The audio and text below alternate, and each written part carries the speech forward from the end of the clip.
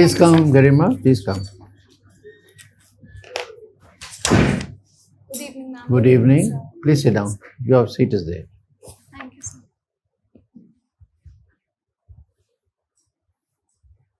Settled? Yes, sir. Thank you, sir. So tell us about yourself briefly. Yes, sir. So my name is Garima. I was born and brought up in Buxar district of Bihar. Thereafter, I went on to do my graduation from Kirodimal College, University of Delhi, after which I have been preparing for the civil services. In my free time, I like to listen to podcasts, which are mostly in the self-help and self-improvement genre. So, Garima, I was very happy to see you were awarded Best Essay on Women Empowerment by a UN Forum. So, what were the points that you mentioned in this essay on how to empower women? Yes, sir. Some major, 3, 4, very short. Yes. So in this essay, first of all, I talked about what are the major challenges that are prevailing the situation of women in India at present. And thereafter, I tried to address them in different dimensions. For example, with respect to the political challenges, I talked about how political empowerment of women is going to change the landscape from women empowerment to women-led development. Thereafter, I also talked about the economic empowerment of women, wherein how we can take small steps to significantly increase the labor force participation rate of women. Thereafter, I also talked about what are the legal challenges prevalent and how can we address them in small ways. In the end, I also talked about the long-rooted socio-cultural issues that are prevailing at present in our society and how we can go on to address them, all of which cumulatively would help in the advancement of women in our country. So now all these points that you have mentioned, political, economic, social empowerment, now you're from Bihar. How would you implement these 3, 4 points if you become DM of one of the districts, say Buxar only of Bihar? How would you actually bring them into practice? Yes, sir. So, very briefly. Yes, sir. So, let's talk one by one. Political empowerment. Can you do anything about it? Yes, sir. So I would like to provide any sort of counseling that I can provide to the Sarpanch and Panch that already exists to empower them politically and to make them more aware of what are the functions that they can undertake. Suppose the women seats or women reservation is just about 33%, 1/3. Yes. Exact. Can you motivate them to go up further, up to 50%? Yes, sir. Sir, at present, Bihar government already has at least 50%, and in practical, it is 52% who are holding it at present. Right. Economic empowerment of Sir, Bihar. I think self-help groups would play a very important role. So I'll help them to provide them knowledge of any schemes that are available at present. For example, the Saksham Learning Centers, Mahila E-Heart, which would help them get integrated in the MSME value chain.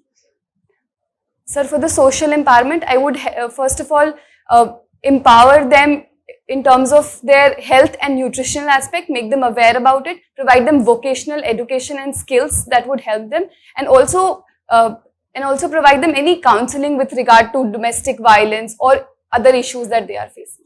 This prohibition in Bihar prevented some domestic violence? Has it helped? Yes, sir. So prohibition was a policy which was implemented because of the plague, because of the condition that women were facing in Bihar. And I think it has immensely helped and improved the condition of women in Bihar. So, Garima, you are an accountancy student also. Yes, sir. Now, the budget is presented annually by the union government, also the state governments. Now, there are 3, 4 statements, profit and loss, balance sheet, funds flow statement. What exactly is the form of budget?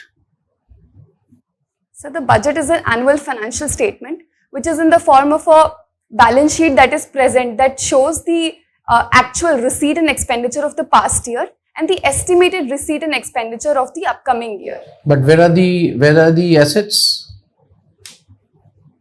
Where are the liabilities? So the macroeconomic policy statement that is presented, it also talks about the assets and the liabilities. No, but there are only current assets and liabilities. Yes. What about fixed assets and fixed liabilities? I am sorry, sir, I am not able. Or is it more we are discussing, Yes, sir. Garima? Yes. Don't have to be regretful. Yes. Government never says ki this is a financial statement, P&L or whatever. What about possibility of it being a funds flow statement?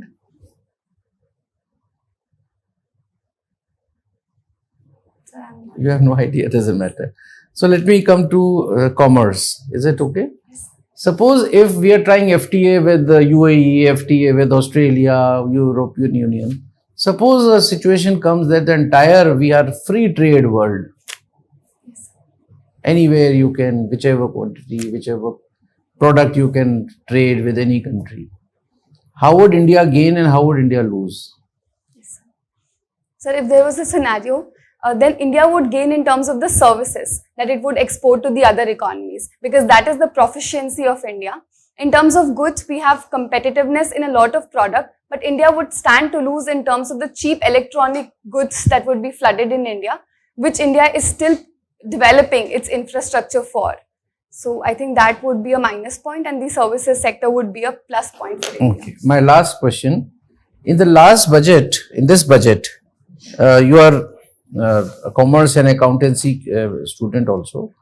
So among various schemes, there are some schemes in the small savings category started by the union government only for women. Yes, sir. Can you recall them?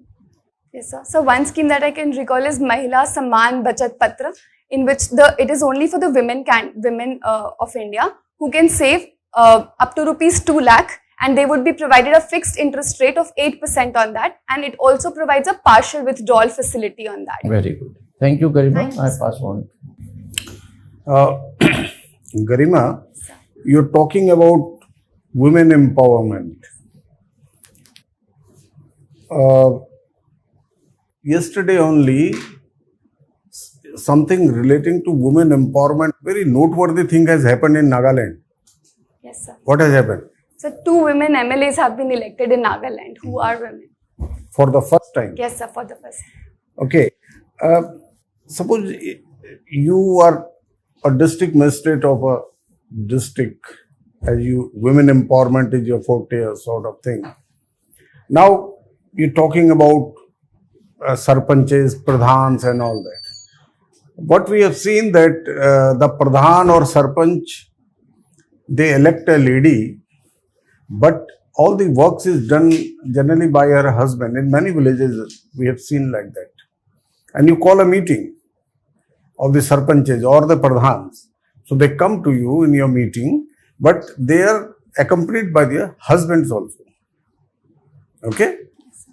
Now what you will do, because they don't know anything ABC about any decision taken or anything to be told.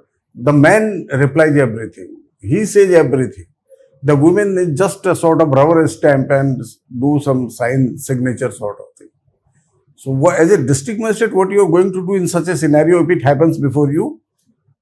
Yes, sir. So I think I would tackle this situation in both the short term and the long term. For the short term, I would try to make aware the women that it is their prerogative and it is their right as well as the responsibility to discharge the functions. But because historically they have been discriminated and they are not in a position to discharge their functions in an efficient manner and they feel underconfident, in the long run I'll try to train and educate them in whatever ways I can by getting them admitted into learning gap schools or vocational education. Also, I would like this to be accompanied by a sensitization of their male counterparts so that they also realize that women-led development would bring revolutionary impact in the district and would improve the outcome for everyone of that district as well as the nation. This women empowerment factor, it has also is a very important factor in Pradhan Mantri Gram Awas Yojana. How the women empowerment is an important factor in Pradhan Mantri Gram Awas Yojana? Sir, I'm not exactly sure, but if you would allow me, I would like to take a guess. Sir, I believe the house that is registered is in the name of a female member of the house. That's good. Garima, now I just wanted to discuss with you about these civilizations, human civilization.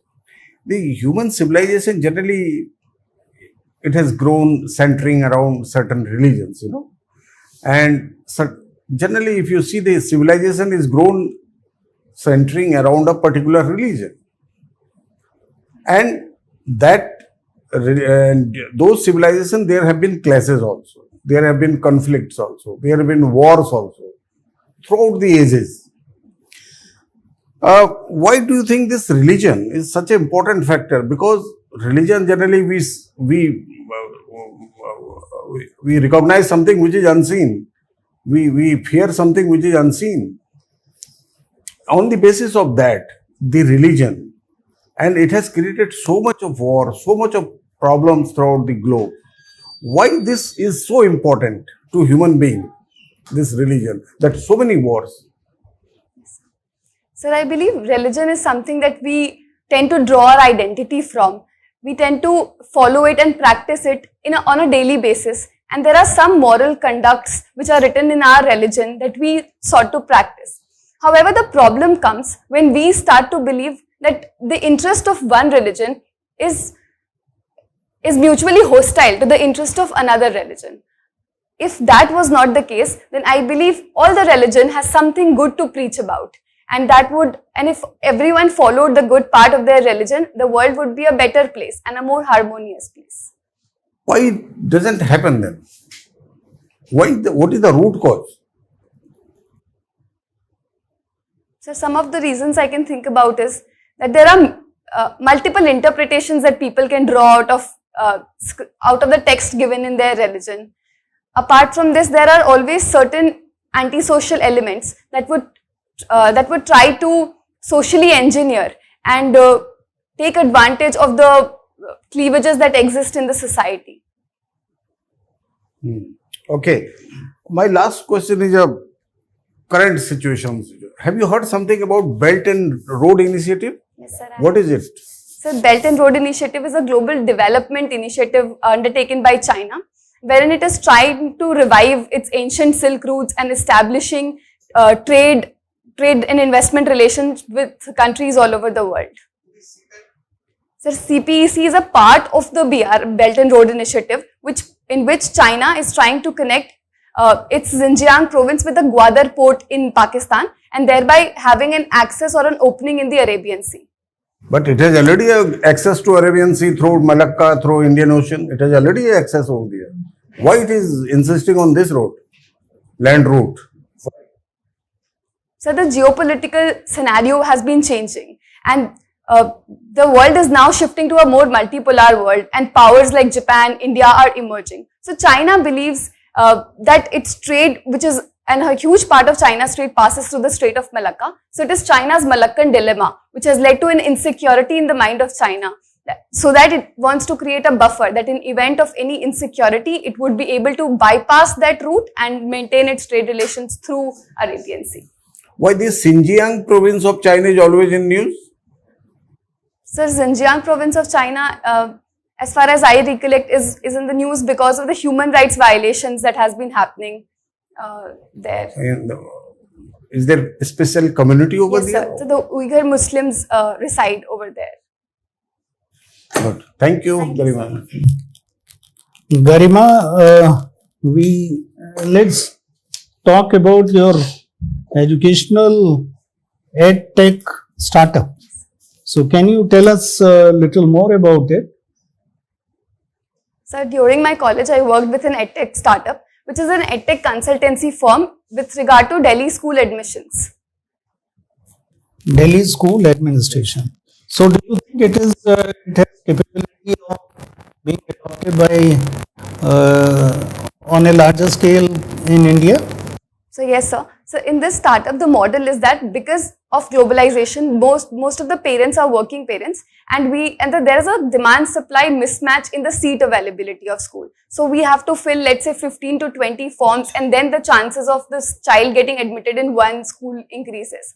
So I think given this scenario, it has a huge potential to be replicated in other cities as well. First starting from the metropolitan cities and then going on to the other tier 2 and tier 3 cities as well. Garima, you have studied accounts, so you know direct tax revenue Yes, sir. and indirect tax revenue. Yes, sir. So in this budget, can you tell me the figures of direct tax revenue and indirect tax revenue? I'm sorry, sir. I'm not able to. All right. So if you are made secretary in finance ministry and you are asked to raise revenues, which one will you touch, direct or indirect, to maximize the revenues? Sir, I believe I would raise the direct taxes because it is progressive in nature, unlike indirect taxes which are regressive in nature and hurt the pocket of the poor people and the rich alike. So I believe, and at present the direct tax payers in India are the lowest among the OECD countries. So the tax base there can be increased effectively and it would not hurt the common man as well. You have heard of the term EBITDA? Yes, sir. I have. So can you explain what is EBITDA? Sir, it is earning before interest, depreciation and tax. And what does it represent? Means why is this figure so crucial in a balance sheet? Sir, it is on this figure after which the depreciation is charged on the assets, and on this figure, after arriving at that figure, the taxation is deducted. So it is basically the gross revenue that any firm earns. And Garima, what is difference between depreciation and amortization? So depreciation is charged on tangible assets, whereas amortization is charged on intangible assets. Last question I want to ask you is on foreign reserves. What are the components of foreign reserves of a country? So a country's foreign reserves consists of the special drawing rights, then the gold and the gold bullions that the RBI keeps with itself, and the securities that the RBI holds in different nations of different government, and the dollar and the foreign currencies that it holds. So all of this constitutes the foreign reserves of a country. Thank you, sir. Garima, you are the Secretary Ministry of Women Empowerment and Women and Child Development Department. All right. Now you have a desire that this Women's Reservation Bill should be brought before Lok Sabha, but the political will is otherwise. So as a Secretary, how will you try to influence, I am using the word try to influence the decision makers to see that it gets through, it goes to the Parliament, to the Lok Sabha? I think it would be very desirable if this happens, and if given an opportunity, I would definitely try to present them case studies from all around the world. For example, the recent New Zealand Prime Minister Jacinda Ardern, who did really well during COVID, I would try to convince them using that. Secondly, I would also try to convince them in terms of equality and justice that would prevail once this bill passes, because women constitute around 50% of our population, and their representation in the Parliament is only 14%. Third, I would try to show them research and evidence that exists. For example, a research by Esther Duflo says that when women are in the position of policy making, then they focus more on social infrastructure, and the outcomes are not just benefiting the women, but are benefiting the entire country as a whole. So in that capacity. Now you are in IFS, Indian Foreign Service, and you are posted in one of the cities, you are posted in Tehran, and this incidence of poisoning of girls, going to the school is taking place.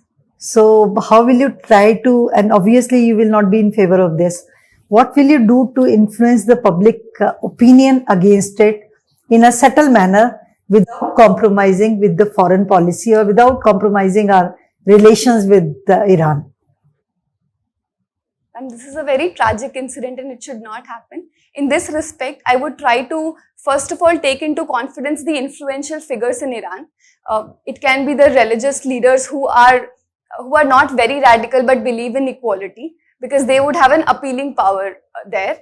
Apart from this, I would also like to convey my message to the larger public in Iran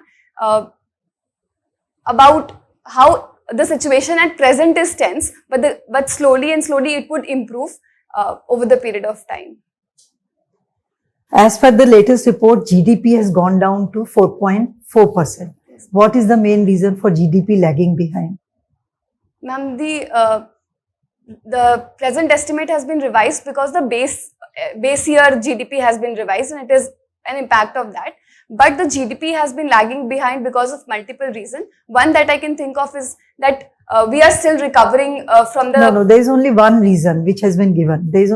I am talking about only this quarter's GDP. Yes, ma'am. So there is only one reason. One sector has not performed well, manufacturing sector. So what needs to be done to bring it up? In terms of manufacturing sector, the first thing that needs to be done is infrastructure boost, which would help in infrastructure creation and would directly impact the manufacturing sector. The second thing that can be done is to improve the logistics of an economy, and that's all I can think. So these things can't be done overnight, right? Yes. Anyways, my last question is about Quad meeting which ended today, and Indo-Pacific region was on the agenda, one of the items. What is the importance of Indo-Pacific region for India? Ma'am, recently the geopolitical theater has been shifting towards the Indo-Pacific. The Indo-Pacific is important for India because it is India's traditional sphere of influence. India wants to be a net security provider in the Indian Ocean region. Also, China's increasing efforts to impart its footprints in the Indian Ocean region by leasing ports all over our country, all over our neighborhood, needs to be tackled, and therefore, and also to ensure freedom of navigation and rules-based international order, the Quad meeting would play its role in that. Thank you, ma'am. Thank you, ma'am. So, Garima, basic structure doctrine was in news recently. So, what was the issue about, and what is your take on the issue? So, the basic structure doctrine was in news recently because because the people have been demanding that the collegium system which exists at present should be modified to provide for a more transparent method of appointment of judges to the courts. Okay, so what's your take on the issue? Sir, I believe that judicial independence cannot be separated from judicial accountability. In that regard, I believe that a modified collegium system would be a better method, wherein there would be representation both from the judiciary as well as from the executive. There would be eminent experts in that, and none should have a veto power over the other. I think, and also the method should be made a little more transparent, and the time limit of sending proposals and ratifying them should be reduced and made very transparent. I would like to know your opinion about the Adani issue and the Hindenburg report. Is there a question mark on regulators? How do you see the entire episode? So the issue is still under investigation. Till that happens, I believe the regulatory structure in India is very coherent and extensive in this regard. And however, certain safeguards need to be ensured. For example, there can be a better regulation on offshore shell entity through which Adani is alleged and accused of holding its shares. Apart from this, once the investigation report comes out, we would be in a better manner to judge the situation. It is said that investigation agencies or the central agencies like CBI, ED are not truly independent. So, how do you see this statement? Yes, sir. It is often said that central agencies like CBI are not truly independent and they work at the behest of the center. However, I believe there have been reforms in the appointment of the CBI director as well, which has made that body a more independent body, and they have performed exceptionally well in certain cases and investigations. So I think something more can be done, but the situation is still improving. Okay. So Garima, tell me, if petrol and diesel are bought under the ambit of GST, what will be the advantages as well as disadvantages? So if petrol and diesel are brought under the ambit of GST, then the input tax credit would be claimed on that, and the ultimate price that the consumer pays for them would reduce. However, the major disadvantage that it would bring, because it is the major source of revenue at present for the central government, the revenue would decrease. Okay, thank you, Garima. I pass on to Chairman, sir. Thank you, sir. Garima, this G20 anti-corruption group had met some time ago. So what have been the demand from the Indian side to the G20 countries? Yeah. So the Indian side had demanded for strengthening of the Fugitive Economic Offenders Act and the easier extradition of the fugitive economic offenders from other countries to India, which would help in better recovery of the loss that has happened from Indian banks and would help in their improving their financial position as well. What else? Anything on the process Sir, I am not to expedite the judicial process? No, sir. Okay, doesn't matter. So, Garima, we are on the verge of closing our interview, but before that, if you think that something has not been covered by us from your DAF, then maybe I can ask one more. Already done? Yes. So thank you, Garima. We are done with the interview. You may proceed to the next room. We'll call you in another 2 Thank minutes. you so much, sir. Thank you. Garima, है ना?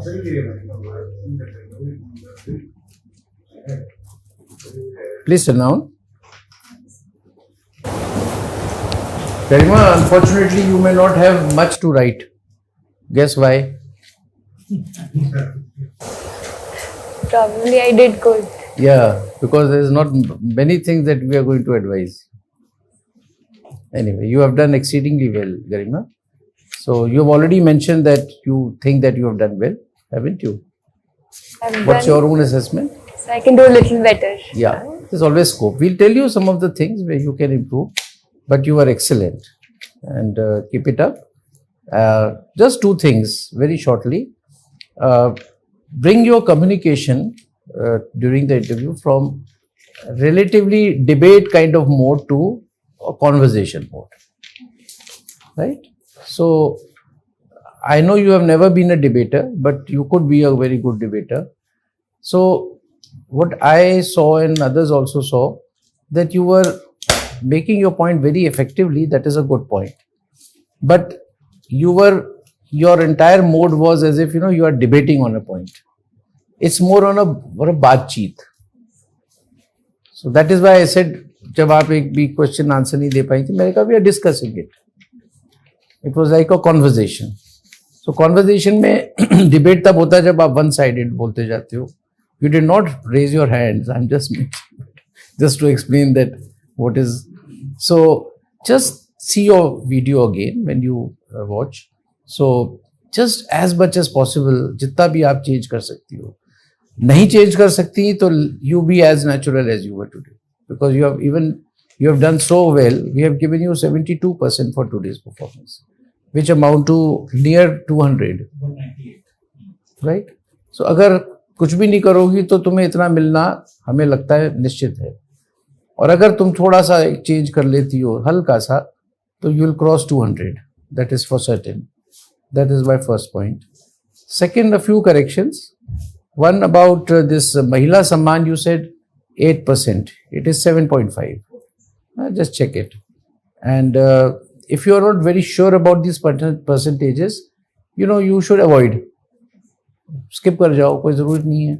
कोई percent पे इतना कोई वो नहीं है. Main है पता होना चाहिए कि हाँ, the moment you say महिला सम्मान this हो गया तुम्हारा नंबर पक्के, right? Secondly, regarding financial statement, since you are slightly stuck on that, never get stuck on such questions.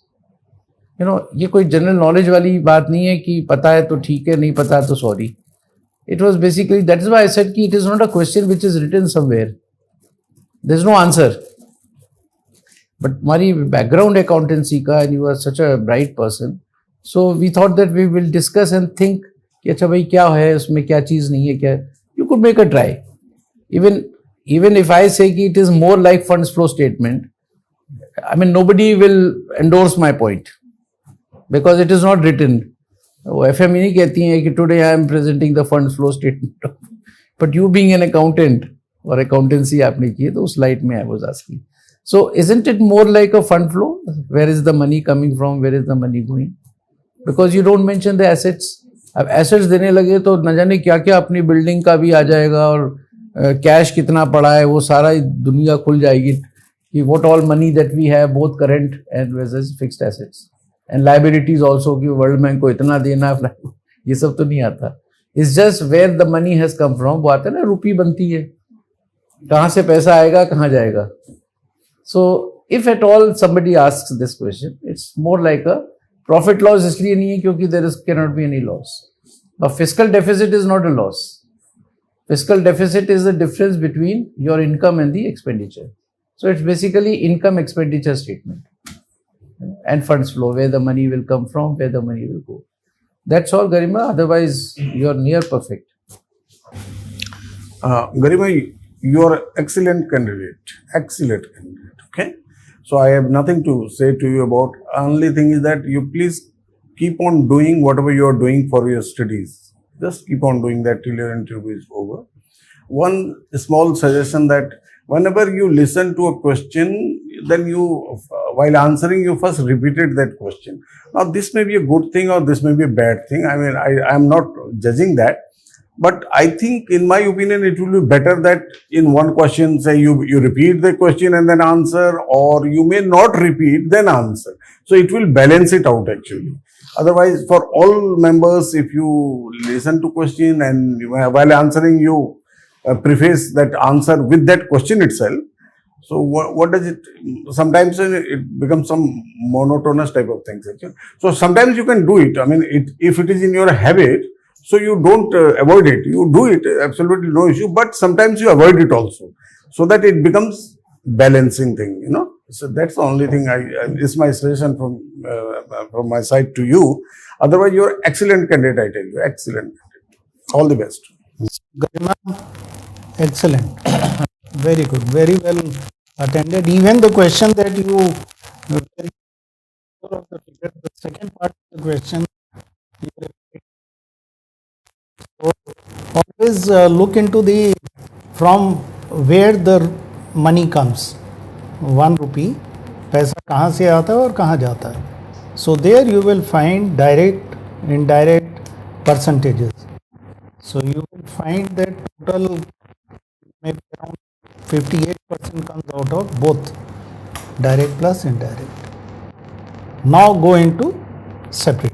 Direct कितना है, indirect कितना है. You need not give me exact figure. You could even mention the percentages, which is more than enough. And second part, you were right, where if you are finance secretary, what will you increase? Alright, so your analysis and reason was very good.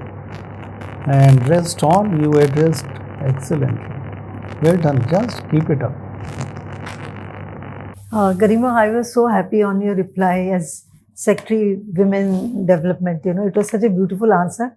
But when it came to being ambassador in Tehran, you should have taken some time to think. No, you on opinion-based questions, situational questions, you should not hurry up the reply. You said, I will talk to religious leaders and all that. I think you should take care of that. And secondly, when you were not aware of this GDP and manufacturing sector, instead of guessing and coming out with wrong answers, I believe it's better to avoid, you know, unless and until you are very sure. Right? So otherwise you are excellent. Thank you very much. So Garima, nothing new to add, just keep it up. Wish you all the best. I pass on to Chairman sir. So Garima, anything you would like to ask us? Sir, if you permit, I would like to ask ma'am what to do in that Tehran situation. आप बताओ, मुझे तो पता नहीं. आप ambassador हो, आप अपनी गवर्नमेंट की पॉलिसी के अगेंस्ट तो कुछ करोगे नहीं. So obviously, जिनके साथ आप interact करते हो, your colleagues or some dignitaries who visit you, you can just discuss in an informal manner. You can't do anything beyond that. You can't go to religious leaders and start talking about it.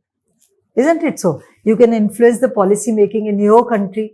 Maybe they are able to play some role in that. But you have to be very cautious, no? Ambassador only does what is the foreign policy of that particular country. You don't go out of the way to talk to religious leaders or, you know, leaders, political leaders and all that. You don't do that. Right? Anything else, Garima? Nothing? So this is your second attempt and first interview? So how have you done your mains? Okay, and by how many marks you missed the mains in the first attempt? Oh, acha, that. So you have done well. Which was your optional? Commerce and accountancy. Commerce and accountancy. You are happy when you came out? Yes, sir. I was very happy when I did paper 2, but paper 1, I think I could have done better. So you must be calculating marks, how much marks you will get. How much have you estimated? So in the entire Out of mains, 1800? so around 800 plus. So, Sumesh ji, Yes, sir. 800 it's पे क्या? enough. It's enough. 800 में 200 जोड़ो. Generally, sir, the toppers score around 950 to 1000. So अगर 200 गरिमा को 200 मिल जाते हैं तो 1000 में. टॉपर्स में. तो ये तो टॉप 20-30 तो होपफुली So गरिमा, हम आपको मतलब कॉम्प्लेसेंट मत होना हमारे कहने से. Only to motivate. You have already done your main. You can't do much about it. But इसमें आप बहुत अच्छा स्कोर कर लोगी. Keep this spirit on for the another next 14 days. Okay. गरिमा अभी और थोड़े ज्यादा अभी मॉक्स मत देना. कभी कभी एक लास्ट मॉक ना कभी कभी नेगेटिव फीडबैक की वजह से वो माइंड में रह जाता है. So go with the positive intent only. And marks अभी सर ने शायद बता दिए हैं. We have told, I told 198 marks. हाँ, तो इससे ऊपर ही लाने हैं. ठीक है. Thank you, ma'am. Thank you. Wish you all the best. Thank you.